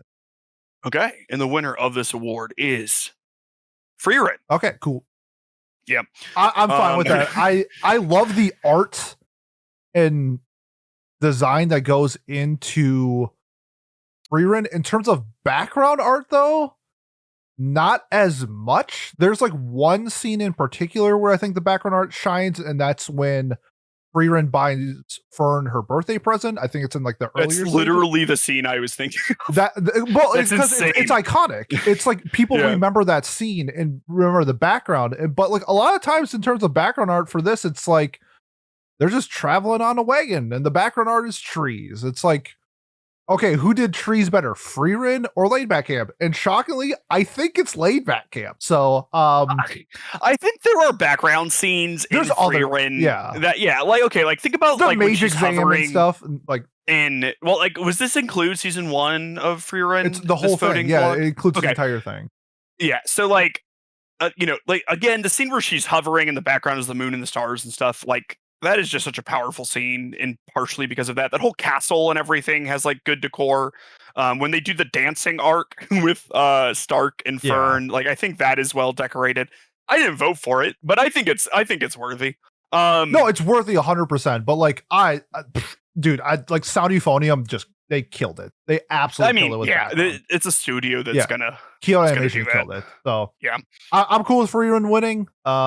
Yeah, that's not like crazy take or anything. So cool. Better than, you know, it's better than Blue Box winning Best Romance. Fuck that shit. Bringing that back up. Well, so far, what's your biggest L? Sung Jin Woo winning Best Main Character? Because that's or like a Blue popularity Box? pick. So like I can that's one of those ones where like they're 100% wrong, but I get it. But you get it? Okay. Blue Box winning with stuff like if Dangers in My Heart wasn't included and Machine wasn't included, I can see people maybe voting for Blue Box because like that's kind of in like the similar vein. Mm-hmm. I can't believe Blue Box won. That's the biggest L, and I think it's not even close. Okay, I love it. I love to hear it. I love these opinions. That one. I think that one is it's like legit terrible. Okay, what's Best next? Director? Oh, okay. This should be we're home stretching. This is a slam dunk. This is there's two options and one wasn't nominated.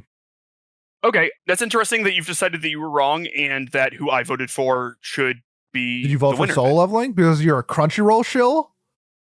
Not on the list. I voted for Apothecary Diaries. Oh, okay. But let me go through the noms. We have Fuga Yamashiro from Dan to Dan. We have Haru Sotozaki, Demon Slayer. We have Keiichiro Saito from Freerin. We have Megumi Ishitani from the One Piece fan letter. Yep. People I don't know what that is. People loved it. It was like a 1 episode One Piece thing. People loved it. People loved a One Piece thing? Yeah. No way. Yep. Norihiro Naganuma, Apothecary Diaries, who I voted for. You voted for Freerin. And then Yoshihiro Miyajima from Delicious in Dungeon. Okay. My winner, if he was included, is Daisuke Hiramaki from Oshinoko Season 2. But since that wasn't nominated, I think this is a slam dunk for Freerin. I don't even think anything comes close to those two in terms of direction this year. And since Oshinoko is not on the list, I'm going to pick Freerin's my winner. And I also think it will win and should win. Okay. I would like to shout out Tomoyuki Kurokawa from Dead Dead Demons. That's a great because I think the direction in that was absolutely phenomenal. That's also for background art. Dead Dead Demons had incredible background art. Incredible background art. As a massive Dead Dead Demons fan, I'm just happy to be here. Yeah, we got one nom. We're no one watched that show, and they should have, but they didn't. And so yeah, I understand how these things work. On my first rodeo. Yeah, I agree with the O and K. I think the direction is super good there. What I won't agree with is I think Apothecary Diaries direction sort of blows the Freerin direction out of the water. That's crazy talk. But they're both good. The winner of this is Freerin. Yep. So you get your dub there because you're the Crunchyroll shill. And I'm sorry, that deserves to win. That direction is mind-boggling how good it is. Solid 4th place for me on the year. For the year? I'll take that for the year. Sure, whatever. Okay, yeah, okay. Yeah, that was I named 3 that I liked more of the year, right? And then that was 4th. I'll take 4 overall. Yeah, that's good. Okay. Best character design. I know you have an issue with one of these. Kaiju number, you know, the biggest L of this entire thing is Kaiju number 8 being nominated for this category. It's not. And if there was a worst character design of the year, not only should Kaiju number 8 should be nominated, it should win. I don't know if this is going to be a hot take or not. I like the Dan to Dan demon forms much less than I like any of the character design in Kaiju number 8. I think that the people in the spirits and stuff in Dan to Dan are great. I hate the way they look when they like power out. Sure. With that being said, Dan to Dan is our first nomination. Okay. Then we have Delicious in Dungeon. This is what you voted for. Yeah, 100%. We have Demon Slayer. That makes sense. That should not be in that show, another one that should honestly, absolutely not be nominated in this category. I think Demon Slayer has pretty good character design. Just from year over year, though, it does nothing. It changes nothing. Yeah, the character designs are the same year over year. That's why I would not include it. That's fair. That butterfly girl exists, and I think that design is fantastic. There's another sequel that was left off that I will mention, which I think should be deserved here. Okay. We have Freerun from the Freerun show. We have Kaiju number 8, which I think we both agree should not be on here. Nope. And then we have the Apothecary Diaries, which I voted for. Right on. I guess it's a lot less fantastical than a lot of, aka all of these noms, but I think like the actual like costume designs and stuff are great in that show. I think they do a lot to tell you about the characters and other aspects of characters, like other than just like physical design, like the personality designs and stuff. I think are super deep in that show, which is why I voted for it. Also because I'm a stan. Pete, what are your thoughts here? Yeah, so this one, the one that I think should have been included that was missed, and it did technically come out in 2023, but like it aired here in 2024. So I think when they have stuff like that, they include it. And that's Uma Musume Road to the Top. I think Uma Musume's character designs are absolutely just fucking insane. And I think it should be included. But what Delicious in Dungeon did for their character design in this fantasy world was so unique and so fun. This is including stuff like the frog suits when they get into like the poison tentacles. I include as part of character design. Like I think like wardrobes and uniforms and stuff like that, what they wear are included in like the character design themselves. So when they include stuff like that in the show, for me, this is a clear front runner winner. It's not going to win, but I think that this is like out of these 6, I think it is the best. But what I think will win, I'll riot if it's Kaiju number 8, but I'll say Freerun wins this one again. No, wait. No, Dandadan hasn't won yet. I'm gonna pick Dandadan. You're gonna pick Dandadan has won. It hasn't won any like it won like OPs and songs and stuff, but it hasn't won like a character or a show. So I'm gonna go with Dandadan on this one. Okay, great. The winner of this is Dandadan. Oh wow, I got it right. Let's fucking go. Yep, you did. And I just disagree.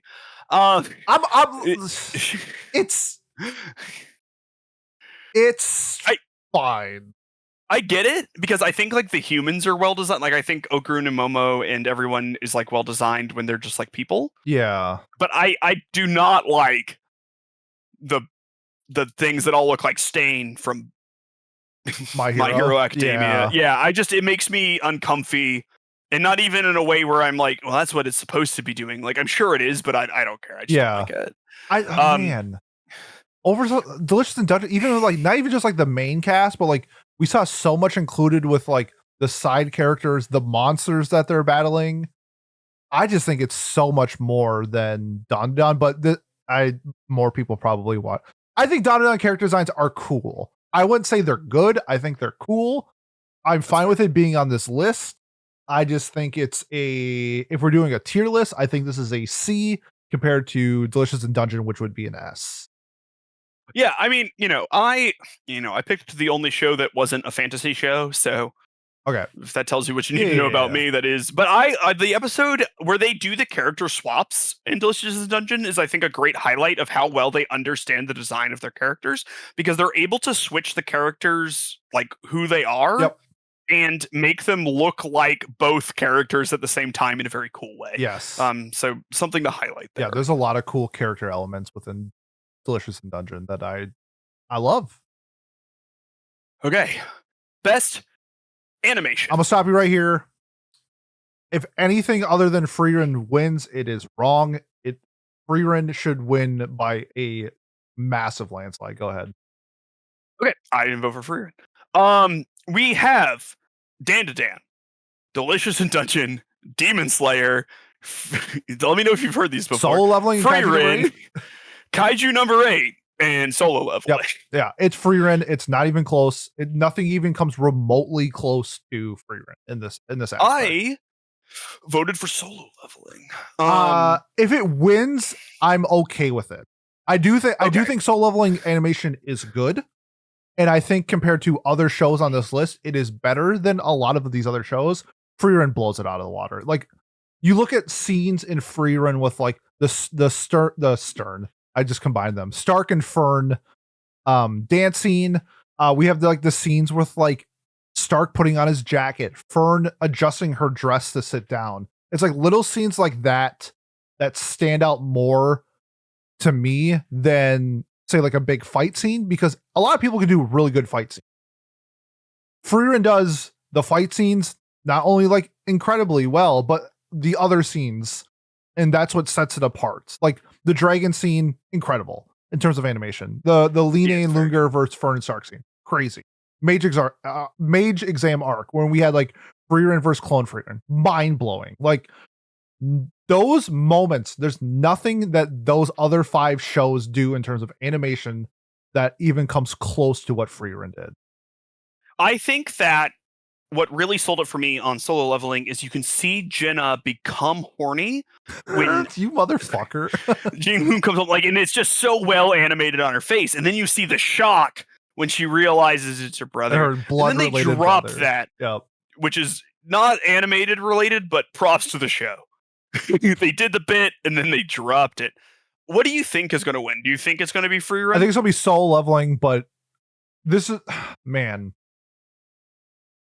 So if Demon Slayer wins, that's a massive L, like huge L. Okay. If Demon Slayer wins, if Kaiju number 8 wins, that's a huge L. Delicious in Dungeon's good. I'd be okay with that. Dandan's good. I don't think I'd be okay with that one. I'd be okay with Delicious, Free Run, and Solo. Really good animation. Yeah, it's just but we're encapsulating the entire series. Like there's so many shows that have like great moments of Sakuga. Like there are slice of life shows that have some of the best Sakuga I've ever seen, but consistently through the entire show, nothing comes even close to Free Run. Nothing. I am ready to reveal the winner. Run it. It's Demon Slayer. That's terrible. That is on par with. Okay, this is number 2 for biggest L so far. This is number 2. Okay. Blue Box is still the biggest L. Yeah, because at least the one fight in Demon Slayer, this thing probably went hard because Ufotable did it. I'm sorry. Demon Slayer uses so many flashing layers where people think it's incredible animation when you realize it's just Photoshop layering flashing light. It's like, it is good. Ufotable is an S tier studio when it comes to this stuff, but it's not what Free Run did this year. It's not. I'm sorry. It's just not. Well, I can't disagree. You can't. You're not allowed to. It's in your contract. I've been doing a bad job for the last 5 years or whatever. Then you have a lot of unpaid fines. Oh God! You should check your work email. By the way, you have a work email. Yeah, I have a work email. Oh my God! By the way, I never give you your login info for your work email. Oh my God! We're just accruing interest. Okay, best original anime. Okay. You want to list them? Okay. I'm going to list them. Okay. I do have something to ask you about. We have Buchigiri. We have Girls Band Cry, which we both voted for. As it should win. And it is, in fact, the odds-on betting favorite. We have Jellyfish Can't Swim in the Night, Love that which I thought you liked more than Girls Band Cry. So this is one of the things where I think Girls Band Cry is a better show, but I like Jellyfish better. More. Okay, you just resonated with Jellyfish like a bit more, but you agree with like different. Okay. Yes. Girls Band Cry is a structurally better show. Okay, they have the map of Please Don't Hate Us. Metallic Rouge is up here. See, come on, please. Ass. We have Ninja Kamui. Ass. And then I forgot to change the name, so I have written Solo Leveling, but it is actually Train to the End of the World. Sure. It might as well be Solo Leveling. Yeah, and the winner is we have a whole episode on Girls Band Cry if you want to go listen to that. We both really liked it. Spoiler alert. We do. What are your thoughts here, Pete? Missing Bravern was a massive L. Including something like Ninja Kamui and Metallic Rouge, which were critically panned. critically panned. Like, nobody likes these shows, and they got included. And then something like Bravern, which was a huge sleeper hit and a cult classic and everything like that, should absolutely be included as one of the best originals of last year. Girls Band Cry, I mean, should mop the floor. Like, it should win. What were the other? What would be a nomination? That was Trinity of the World was fun, but like it was not even close to being popular enough. Like, it did not have the same traction as Girls Band Cry. And I think Girls Band Cry, Buchigiri, I also think was critically panned. Okay. Yes. So there's 3 shows in here that should not be in here. I mean, I guess I'd have to like run through it, but like I think Mecha Ude came out last year. That was probably should have been included. Bravern should have been included. I'm trying to think if there's any other. I'm sure there's an original out there that should have been included over this, but like it doesn't matter because Girls Band Cry should win and will win. My pick is Girls Band Cry. So Pete, when we first started this, I said there was a category where I was like, what the absolute fuck? Yep. This is the category. Oh, okay. The winner of this is Ninja Kamui. What the fuck? Yep. That show dropped 2 full points on Mal after episode 4. Do you know how hard that is to do? 2 points. Not point 2. 2 points. I get it. I know. I don't know how this happened. I saw like a thing that was basically talking about, because I think this aired on Netflix. This was Adult Swim. Oh, okay. So it was basically talking about how because it had this large viewership base and fan voting is such a large part of this, yep, that if there's any sort of dissension within the expert panel, it just ends up being a popularity contest, the way that it's structured, sure. I guess. And so they were just basically explaining like there was actually never a chance Girls Band Cry could win because not enough people have watched it. Yeah. This is one of those ones that like you need to have no fan votes. Like, I'm sorry. Like, or have your fan vote be significantly reduced in I just don't strength. think there should be fan vote. Anyways, hey, guess what? You should do like how we structure it and have both. You should have a community winner. You could do that too. Yeah, that would be fun. And then like industry people. Industry, yes. Hell, even Reddit gets it right. Reddit gets it right. Yes, it should be 2 different things. You should capture what the people of your community are voting for, but then you should also have, you know, whatever. I guess for us it's me, but like you should have like a staple for your like a whatever your content is, because people are coming here for us. They don't want to be like, well, the population vote was 39%. They want to hear what we're talking about. So you need to have that with your community. This is a bigger L than Blue Box. Like, at least Blue Box eventually becomes a romance. It does eventually. Ninja Kamui, first of all, should not even be on the nominations, let alone even be in consideration to win and then actually winning. So this is the biggest L of the entire award so far. This was my biggest L. This was like it's like not the even only close, things right? I have heard about Ninja Kamui was that this show sucks. Yeah. I get why Metallic Rouge is on there, even though it's bad, because you have to play nice with Mappa. Yep. I get it. Yep. But like, or Bones or whoever did it. Bones did Metallic Bones. Rouge.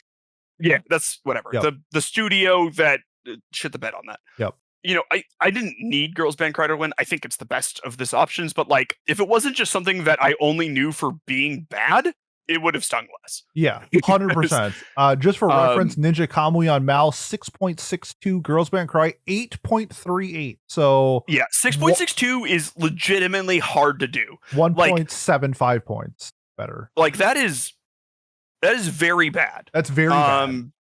Yes, that is. Like being in the 6s is hard. It just sort of means no one really liked your show. Yep. Best new anime. Okay. This is going to be weird for us because a lot of these, like, because of the timing on this, it's like a lot of these shows have had like 48 episodes or whatever now. Dan to Dan, Delicious in Dungeon, Frieren, Kaiju number 8, Solo Leveling, and the Apothecary Diaries. So we're seeing, these shows reappear a lot, which makes sense. you picked Freerun, I picked the Apothecary Diaries. We've had this out a few different times. What are your thoughts here, Pete? Yeah, this is one where it's like, okay, shows are going to be getting multiple seasons going forward. Out of the 6, which ones are either your favorite or best or popular? I don't know if I have like an issue with any of these winning because it's sort of just like a Kaiju number 8. I wouldn't pick it to win, but like if someone Okay. picked Kaiju number 8 to win, like this is a whatever category. Like it doesn't say anything about the show. Like it doesn't say that it is beautifully animated or has good fights or has good dialogue. It just is. It's just the best new. It just means series. it's at least okay, and it's a new series. It's at least it's okay, and it's probably getting multiple seasons. I picked Freerun. I just think in terms of like the juggernaut of that, what that franchise is, I think it's there. However, Solo Leveling is getting pushed out the ass with Crunchyroll, that being awards. I picked Freerun. Solo Leveling is going to win. You got to repeat the what? The what? The jugger what? The juggernaut? You said nut. You said the juggernaut. I'm the juggernaut. Which is really funny. Anyways. Oh, sorry. I missed a vowel. Whatever. Well, just because you said the word nut, dude. That's why I'm laughing. Because I'm the immature one. I wasn't trying to. Yeah, well, you should like the humor. It is funny. But then you're making fun of me, so I don't like it. Okay, fair enough. Okay. The winner of this is Solo Level. Sure. Who cares? So good call on that. I mean, it would not be my first choice, but it's probably my third favorite out of what we had listed. So yeah, it'd be 3 or 4. I'll take it. Me. Yeah, it's fine. Yeah. Whatever. Okay. Best continuing anime. There's a lot of categories, by the way. We got 3 left, right? Something like that. I just remember when I started making this and I finished like all the music things, I was like, that's got to be most of them. And then there was like 20 left. Yeah, there's like 18. There's 24 categories. Okay. We got Bleach, 1,000-Year Blood War. We got Demon Slayer, the training arc. We have My Hero Academia, One Piece, Oshinoko, and Spy Family. We both voted for Oshinoko. It's not winning. I'll tell you that much. I think this is the One Piece wins it because it's like the only thing it was really nominated for. The OP got nominated earlier, and then the fan letter got nominated, but like this is like the only like One Piece show nomination, and I think it won it last year. So this is like the One Piece thank you for existing and making so many people anime fans award. Yeah, it's like it's been running forever. It makes sense. Like I guess if any category to win for One Piece to win, continuing series makes the most sense to me. So though I do think Oshinoko is the best pick, I'm gonna pick One Piece that wins it. What if I were to tell you that it wasn't One Piece? Bleach maybe? Demon Slayer. Why? I don't dude, these people they like Demon Slayer. Yo, like I know I'm running a little bit on fumes right now. We've been going for like an hour, almost 2 hours. Look, I don't want to say anything bad about people who are voting Demon Slayer in this, but you are legitimately incorrect. Like straight up. I'm sorry. And like, it's been my understanding though is that this arc the fans are like whatever on it. Like people who are big Demon Slayer fans are just sort of like I'm pretty sure it's the lowest rated Demon Slayer arc so far.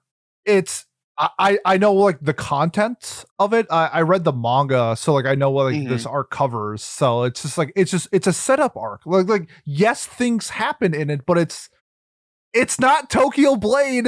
Like it's not like I'm sorry. Whatever happened in One Piece, I don't know what happened in One Piece. I guarantee you it's more impactful than whatever happened in frickin' Demon Slayer. Like I guarantee it. This is a bad. I would say this is this an L? You could say it's an L. It's an I L. think that it's a lowercase. with the It's a lowercase understanding, L. Yeah, like from people I have talked to who love Demon Slayer, they're like this arc is whatever. Like it's not bad. We still like it, but like it's not what you're looking forward to or whatever. Exactly. But I don't know. Maybe it is good, and also it's just a very popular show, which probably There's helps. multiple people in our Discord that like when it was airing, it's like Demon Slayer, cool episode. And that was it. Like that was the end of the conversation. It's just like, and then when I read it, I was just like, all right, we're just literally setting up for the Infinity Castle. Like that's what this arc is for. It is to set up the grand finale. So like if Infinity Castle or whatever it's called wins, I get it. But this, no. This is a lowercase L. Film of the year. Oh, you don't get to see my little joke here. Shucks. We have Haikyuu, the dumpster, and I wrote anime instead of battle. Miles, you're so fucking funny, bro. I know. Thank you. We have Look Back, which you voted for. It is the favorite on the betting markets. We have Mononoke, The Phantom in the Rain, which I voted for. Loved it. Which is not the betting favorite. I'd be shocked if anybody else watched that movie. We have My Hero Academia, You're Next, which sort of sounds like a threat. Guess what, bitch? We have Spy Family, Code White, and The Colors Within. I have seen 5 of the 6 of these movies, and kind of like a whatever year for movies, I would say, in terms of how many we got, not in terms of quality, because Haikyuu, Look Back, and Mononoke I gave 10s, and Colors Within and Code White I gave 9. So like I really enjoyed the movies that we got. I picked Look Back. I think it should win and will win. I think Look Back was fantastic. It definitely deserves Film of the Year. But I'd be okay with, Mononoke has no chance, but I'd be okay with it winning. And Haikyuu, I would say, has an outside chance, and I loved the movie. So, okay. I just want to take this moment to air my grievances on Haikyuu. I enjoyed this movie. I think I gave it an 8. You watched the Dumpster Battle? Yes. Oh, I had no idea. I have watched all of Haikyuu that is available so far. Per my legally bonding contract with Galaxy. You're a legend. Yeah, well. Anyways, so I thought these two fighting, Hinata and Blonde Hinata, was sort of like endgame because Nekama, that's who they are, right? They've been touted as the big bad this entire series. They have not. They have. I've watched it in the last year. No way. They are not. There's no way they're considered like the top. And then we just learn about some school we've never heard of, and they're secretly the best once this arc starts. And they have black-haired Hinata, who's even shorter. Or does he have white hair? I can't remember. Don't remember. Other Hinata. Well, yeah, you should. He's going to be the antagonist of the climax of the series. I should rewatch the movie. He's like also very short. If you want to hear my thoughts, since I don't remember, we did a movie review of the Haikyuu movie. Okay, I will do that then. Anyways, I was just sad that Haikyuu has done this to me a few times, where they fight people we know, and then like another school shows up, and I've never heard of them, and they don't matter. Like when they beat those people to go fight Shirakawa, like I thought that guy was going to be like the main thing to get into nationals, but then they are like, oh, here's the guy who's actually even better that we've not talked about until now. Yep. And I was like, that's kind of lame. Anyways, it was a good volleyball match. I thought it was fun. I thought the characterization was good, but Haikyuu keeps on rug pulling me on who the actual like best volleyball team is, and it annoys me. That being said, it's a good movie. And that being said, the winner is Look Back. Woo! As it should. Which I think is, not surprising. Yep. Okay. Anime of the year. Okay.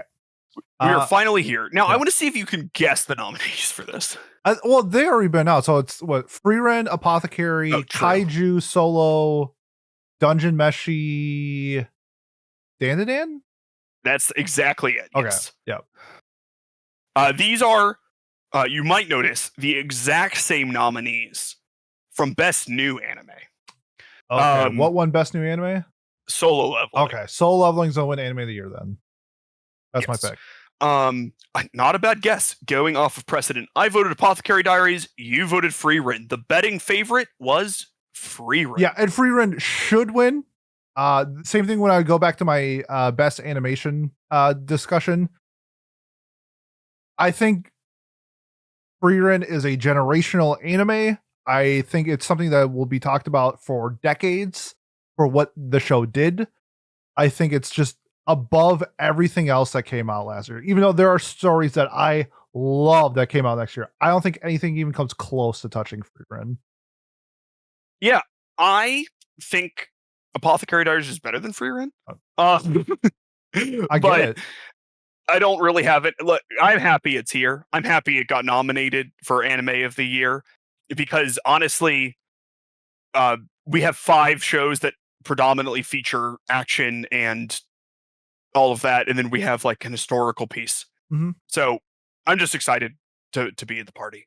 That is, my thoughts on it. Even though I would love it if it won, and I think it should. I really do love Frieren. Frieren would be my second place vote, and then I would go Solo Leveling, and then probably Dungeon Meshi, and then Dan to Dan, and then I would probably say some anime You that like aren't Solo on this. Leveling more than Dungeon Meshi? I do. That's honestly super surprising. It is super surprising, but it's also not surprising. The reason it's not surprising is because I have said Dungeon Meshi would be better if they didn't cook in it. That's true. You did say that. You hate one of the main focal points of that story. There's a lot of good things in Dungeon Meshi, and there's a lot of things that I was personally a little bored with. Sure. But I guess to like score things out really quick, I gave Apothecary Diaries a Frieren 10, I gave Solo Leveling a 9, I gave Dungeon Meshi an 8. Gotcha. And I like Dungeon Meshi. It's just not my particular cup of tea. Before you get to the winners, though, I just gotta say, in terms of this, I would be cool with it next year if Soul Leveling Season 2 was on Anime of the Year.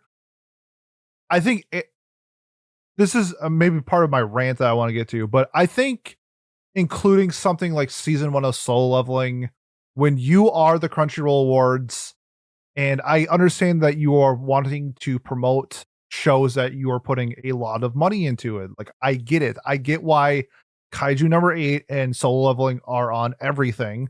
I think if you've noticed, Kaiju number 8 has won nothing so far. It has not, no. Until I don't think it's winning, which would be it would be very on brand for Kaiju number 8 to win Anime of the Year and nothing else. It's the Devilman Crybaby. Yeah, right. Yeah. I just think I like Soul Leveling. Like I think season 2 is a significant step up from season 1. So season 1 being included in a lot of these to me is a slap in the face. I think it's really just like there's like a level of like corporate greed where you need to stop. I'm a huge wrestling fan. In WWE, they do promotional stuff all the time. Like to get, there's the Prime logo in the center of the ring, and then there's like a Prime hydration stand on the side to get the Prime sponsorship. Like, I think it's stupid, but I understand why it is there in terms of that. But if you have 40 Prime advertisements somewhere, that's too much. And it's like you're pushing away what makes, like why we are here. And it is a little ironic that Crunchyroll started off as like a pirating site and is now just like a corporate whatever it is. But when you want to showcase the year that it was 2023, we had hundreds of seasonals. Is season 1 of Solo Leveling really a top 6 show? Is Kaiju number 8 really a top 6 show? And I think even somebody who has watched 30, 20 seasonals would say no. Like, it's not even close to the same level in production and in talent and the outcomes of the stories that we've gotten compared to something like Frieren, compared to something like Delicious in Dungeon. Like, I just don't think that they should be left off of like the Anime of the Year, and we should actually showcase what was the top 6 shows. And yeah, I think on this list there's 3 of them that should not be here. So while I'm cool I would say 4. Yeah, while I'm cool with Soul Leveling being on like some of the other ones, I think it should absolutely not be on here. And it sucks because it's probably going to win. Like, yeah, it shouldn't, but I guess like it will. I think it's like a hard thing to do, and it's a bit of a self-fulfilling prophecy, right? They push these shows. So I have friends at work who aren't seasonal watchers who watch a couple of anime at a season, maybe like 2 or 3, Yep. right? Like, they don't even know what a seasonal is, though. That just happens to be what they're watching. Whatever area, yeah. Yeah. And like, they will talk to me about Kaiju number 8. They will talk to me about solo leveling. They will talk to me about free Ren. In fact, they will talk to me about 5 of these shows. Yep. Now, some of these shows are worthy, as you've said. You know, I think we have like 2 Netflix shows on here, and you know, and they're not afraid to put non-things. But when stuff gets promoted, more people watch it. And then when you have these awards, which are clearly influenced by popularity to a very large amount, it's self-fulfilling. You know what I mean? Like, I don't even know if it's Crunchyroll's greed, because someone is paying them money to promote Kaiju number 8 everywhere, right? Yes. So they do that. So a ton of people watch Kaiju number 8. And Crunchyroll has pull, you know, if there were a High Dive Awards, you know, one, they would somehow be worse than this, even though it would be hard.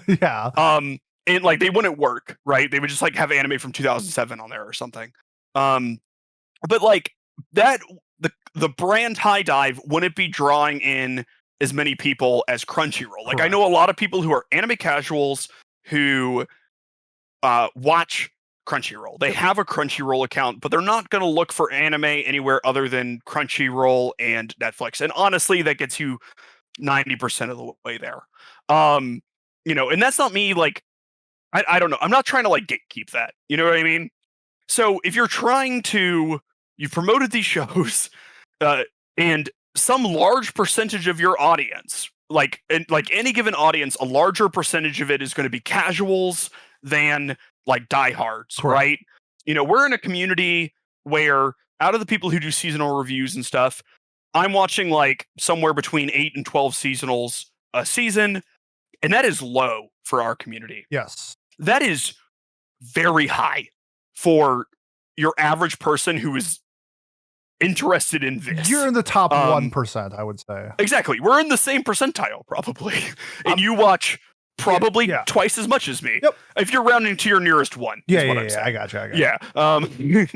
Obviously, you know, you're probably like 99.9th or whatever. But I guess my thought is like, I don't know how much of it is corporate greed, because you have shows here and shows have won that aren't Crunchyroll shows.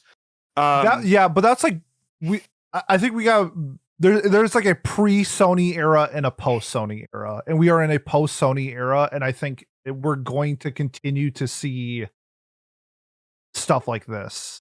I mean, I agree, but Delicious in Dungeon is a Netflix show, and Dan to Dan is a Netflix show, and I think Dan to Dan's on both.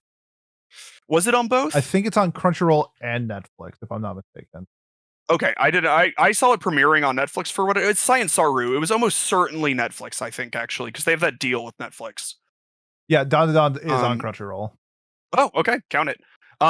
So Delicious in Dungeon, a show which has won 0 awards, but has been nominated for many, you know, was on there. But no, you do raise a good point there. I don't know. I just don't know how much of it is like a chicken or an egg thing, right? Like whoever, like Toho Animation pays them $1 billion to promote Kaiju number 8. What are they going to do? Say no? Yeah, 100%.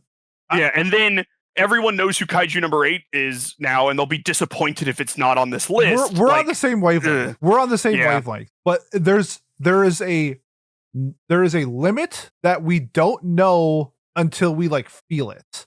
Where it's like, okay, this is oversaturation of Kaiju number 8. This is oversaturation of solo leveling.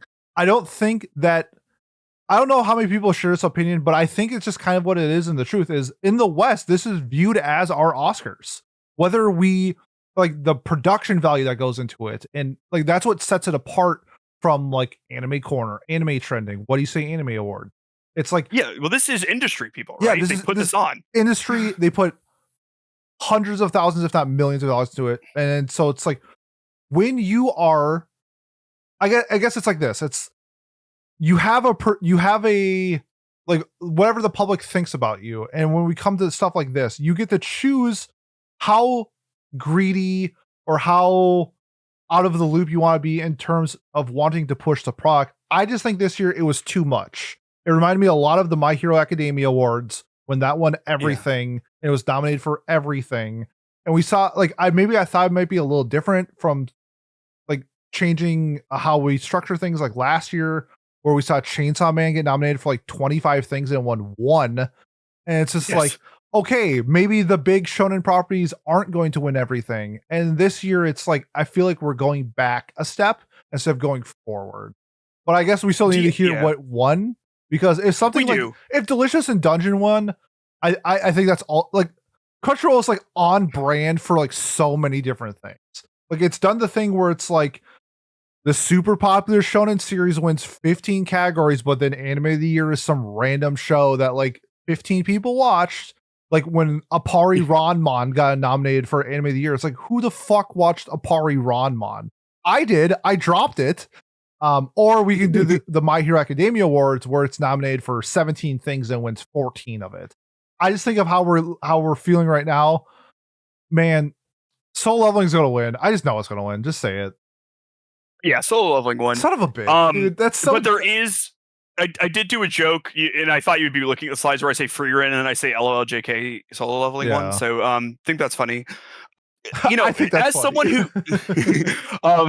as someone who has been defending Solo Leveling a good amount, because I do enjoy it, right? Like you said, is it the top 6? It's not in my top 6 anime of last year, I presume, because like off the top of my head I can think of 4 that I would place higher. So it's not hard to get those other 2, and you know, I just can't think of them like right off the top of my head. But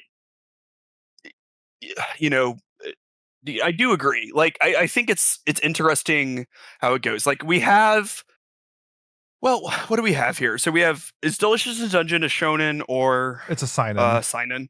Okay, so we have what, 2 seinen, 3 shonen, and a manhwa. Which, yeah, I mean, if we had that, if it was made in Japan, it would probably be shonen. It's a shonen. So yeah, that's sort of, I guess the Apothecary Diaries is a light novel. Yeah, it's manga as a seinen. Yeah, that's a little different, but yeah, it is a seinen. So interesting. Yeah, that was it. I wasn't the most upset with it. I think it's wrong, mind you, but again, it was like my 3rd favorite show of this list.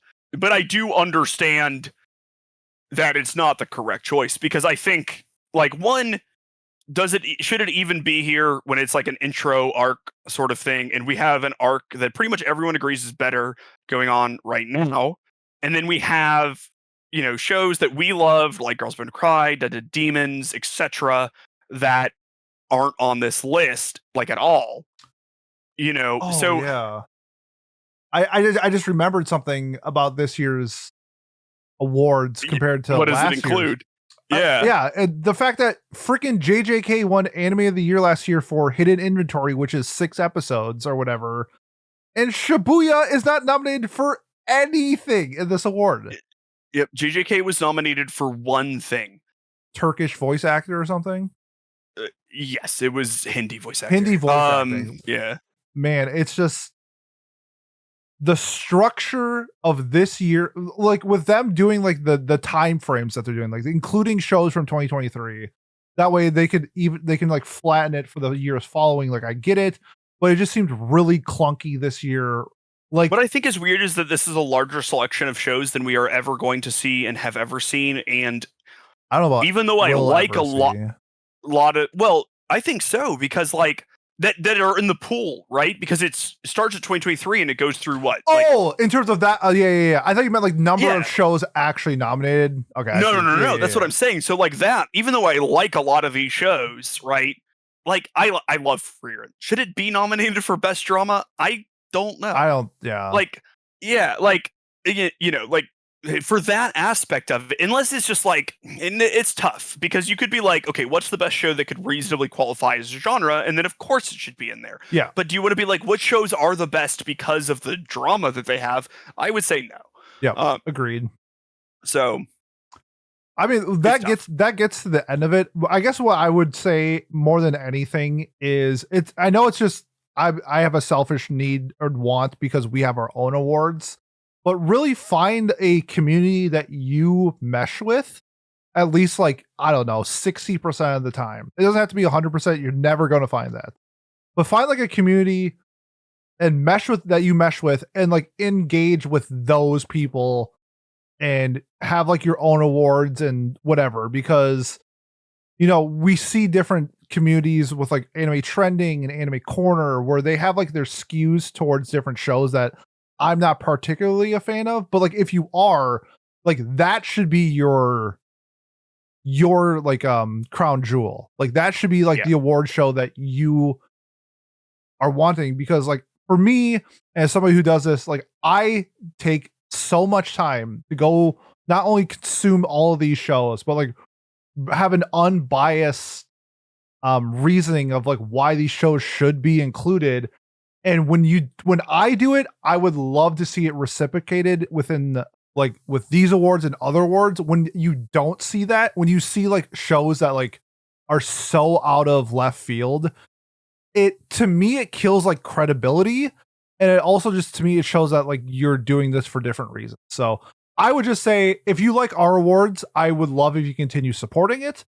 But if you love other people's awards, continue to support them and just make the best that you can with like the medium that we love. Because I know people shit on the Oscars all the time, and people shit on the Crunchyroll awards all the time. And I guess to me, I don't want Crunchyroll awards to be something that we are planning on shitting on every year.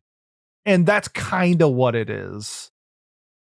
Yeah, I agree with that. I think it's interesting because it's almost the opposite problem that the Oscars have, where the Oscars tend to get a bit self-congratulatory. Yeah, 100%. Because right, where they, there was that whole period where they did a whole bunch of like white savior stuff to like show how much they cared about like minorities and everything. Mm-hmm. And like, and fucking, oh my god, what is that movie 12 with the Years a cops? Slave? No. It's like there's like a cop, and then he like learns to hate black people, and then everyone was like, Was "Oh, it the isn't Jake this?" Gyllenhaal movie? No, that's Nightcrawler. No, that's a different Jake. There's a Jake Gyllenhaal is it movie. Crash? Where he's a cop. Maybe. Crash? I've never seen Crash. Anyways, that movie fucking sucks. I don't want to picture. There's a few movies that fucking suck in one. Fucking Argo. I was like, Fargo kicks ass. No, Fargo's great. Argo, which is a movie. Yeah, that was all right. It was okay. Yeah. Best Picture. No, that's what Soul Leveling is to me. Soul Leveling is Argo. That's fair. Like Ben Affleck wasn't even nominated for Best Director, and then it won Best Picture. Anyways, point being, and then like the time, they were like, "Fuck it, Leo, here, have an award." The Reverend. Yep. There you go. Yeah, which was fine. It was a good movie, but like that's it. And all this to say, there's a lot of politics that go into something when it becomes at the scale of any of these things, right? Like the Oscars, or even smaller, like the Crunchyroll Awards. There's still going to be a lot of politics involved. You want to make people happy that are supporting you. You want to make people happy who are industry. You don't want to piss people off you're working with. Yeah. That is inherent. So the benefit of smaller communities, like Pete has shouted out, like Anime Corner, Anime Trendings, us, whoever, your like even fucking Trash Taste or something, right? Like even a podcast that's the biggest anime podcast is so much smaller compared to this. Yep. They can do whatever they want because it doesn't really matter. We can talk shit about Kaiju number 8, and the people that paid us tens of $1 million to promote it a ton are not gonna be upset because they don't care, because we have 1,000 listeners, which is nice. So just try to find a community that you jive with, and if you like the Crunchyroll award winners, like, for sure, fuck with it. I don't care. I think that's good, and I think it shows generally what the most popular shows are in the community, from like a grander scale. And so if that is what you want to engage with, please do. If you want to find a more niche community, please do. Unless you voted for Blue Box. Yeah, if you voted for Blue Box, get out of every community. Like, you need to read a book. That wasn't our biggest sell of the day, though. What was your biggest sell? It was Demon Slayer winning best. No, Girls Band Cry, Ninja Kamui. Oh yeah, Ninja Kamui. Yeah. That was Girls Band Cry. Yeah, that was. But I don't think there's anyone who liked Ninja Kamui. So I don't. That's so weird. Yeah, I don't. Maybe people had just seen it, and that's why it. Maybe it's like, I've seen the show. Girls Band Cry is on Crunchyroll. Go watch it. Yeah, it took them a while. It did take them a while, but it's there. Okay. Yeah. Anyways, I am tired. I'm sure you are tired. This was a long episode, but I had fun as always talking anime with you, Pete. The only you wanna bad wrap it thing up? about long episodes like this is now we're at the point and where it's weather outside where now my room is like 97 degrees because my computer heated my room. Oh, So yeah, I'm I'm sweating my sweating. balls off. So let's wrap up the show. Miles, thank you for making that sick ass PowerPoint. You didn't have to, but you did. So I want to say thank you for that. I want to say thank you to everybody out there who is watching or listening. If you want to support us, best way to do so is to like, comment, subscribe, leave a review on whatever platform you are either watching or listening to us on. Next week for Watch Club, we are doing Aka 13. Otherwise, if you're here for non-Watch Club stuff, we are bringing back the fan favorite, our 8th edition of the My Anime List review game in 2 weeks. So stay tuned for version 8 of My Anime List. Other than that, thanks, and we'll see you next time. Peace. Bye-bye. Bye bye.